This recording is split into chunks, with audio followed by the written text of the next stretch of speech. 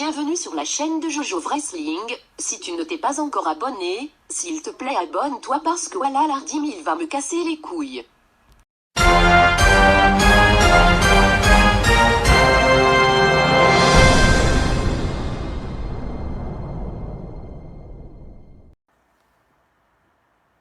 Salut à tous les amis, on se retrouve pour un nouvel épisode de Monday Night Raw. Putain, je suis fatigué. Si vous êtes de fatigué, c'est normal, j'ai fait une nuit blanche. Sauf que je me sens mieux en forme grâce à ceci. Boisson énergisante. Ouais. Une boisson énergétique, voilà. Bon, bref, énergétique. Alors, les commentateurs sont Tom Phillips et Byron Saxton. Premier, on passe au match entre Liv Morgan, qui a battu Natalya à WrestleMania, face à Asuka, qui a perdu les titres avec Kairi Sane face à Alexa Bliss et Nikki Cross. Qui gagne entre Asuka et Liv Morgan? La logique veut que ce soit Asuka. Et oui, bonne réponse. C'est Asuka qui a gagné. Après, on nous montre une vidéo de la victoire surprise. Franchement, j'ai été grave surpris de cette victoire de Becky Lynch qui conserve son titre face à Shayna Baszler. Shayna Baszler faisait son... je sais plus comment elle appelle son finisher, je vais voir. C'est un genre de coquina clutch.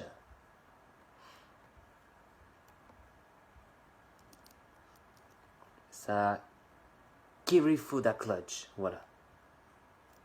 Sauf que Becky Lynch l'a contré en roll-up et a remporté le match. Elle a surpris Shayna Baszler quand même. Mais Shayna Baszler dit que ce n'est pas terminé et qu'elle promet de la souffrance à Becky Lynch. Après, on nous montre une histoire des Street Profits qui conservent leur titre face à Austin Theory et Angel Garza. D'ailleurs, ils remettent leur titre en jeu face à Austin Theory et Angel Garza, qui sont toujours accompagnés de Zelina Vega. Sauf que cette fois, c'est les mêmes vainqueurs, mais cette fois par disqualification, parce que Zelina Vega, Doulet, elle a attrapé la jambe. Du coup, l'arbitre sonne la cloche et annonce une disqualification.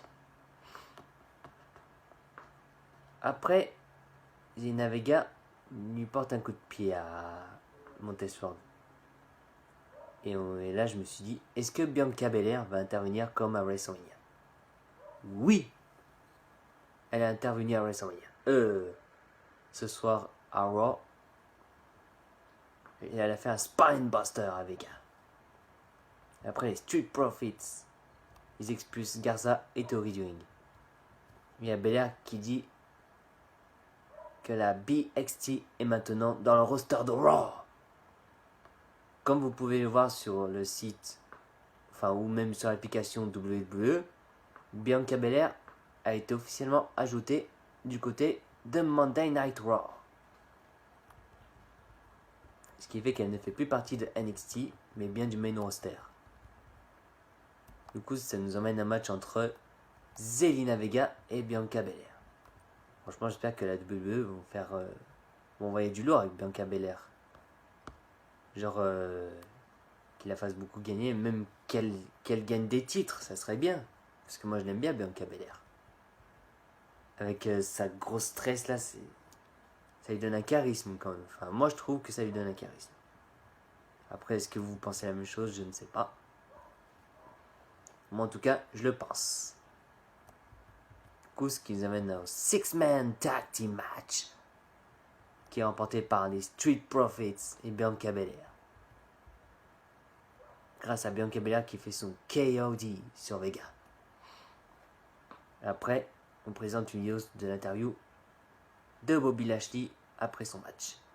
Il dit qu'il a l'impression qu'il a besoin d'un nouveau manager ou peut-être d'une nouvelle femme.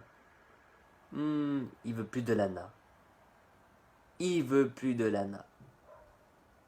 Qui voudrait-il à la place? Lio Rush? Ouais, Lio Rush. Du coup, on a Aleister Black et Apollo Crews qui arrivent. Et il a été annoncé qu'Apollo Crews est maintenant dans le roster de Raw. Apparemment, ils ont prévu un Superstar Shake-Up. Enfin, moi, je l'appelle le draft. Shake-Up, draft, c'est un peu la même chose. Bref. Du coup, on a un match entre Aleister Black et Apollo Crews, remporté par Aleister Black. C'était un très bon match quand même. Apollo Crews, il est très bon sur le ring. Peut-être qu'il n'a pas le charisme, mais il a le in-ring, quoi. Il fait de très bons matchs, lui. On présente une vidéo sur le combat entre The Rated R Superstar Edge face à Randy Orton. Du coup, on va passer à un tag team match entre Cedric Alexander et Ricochet face à Danny Burch et Oney Lorcan. Tout le monde se dit que Cedric Alexander et Ricochet vont perdre. Et non! Ils ont gagné! À ma grande surprise. Enfin, en même temps, ils affrontaient pas AOP ou je ne sais pas qui, mais bon, quand même. Après, il y a une vidéo du combat entre Kevin Owens et Seth Rollins. Sauf que plus tôt dans la journée, Kevin Owens dit que sa carrière était un enfer ces 5 derniers mois. Il se faisait attaquer semaine après semaine, il se demandait si ça valait le coup de continuer. Et ça valait le coup de continuer, effectivement. Bien vu. À WrestleMania, lorsqu'il s'est lancé du haut du logo, qu'il a fait un stunner, il a eu sa réponse. Et oui. Tout ça valait le coup. Il a eu son WrestleMania moment, et il en est fier. C'est bien. Même il a gagné. J'en suis très content. Maintenant, il est temps de passer à quelque chose de plus grand.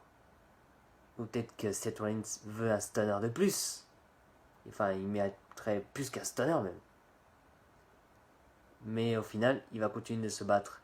Car c'est le Kevin Owens Show. Après, on va passer au match entre Seth Rollins, The Monday Night Messiah, face à une recrue de NXT. Pour moi, c'est un catcheur de Wish, Denzel de Journette. C'est quoi ce nom? De Journette.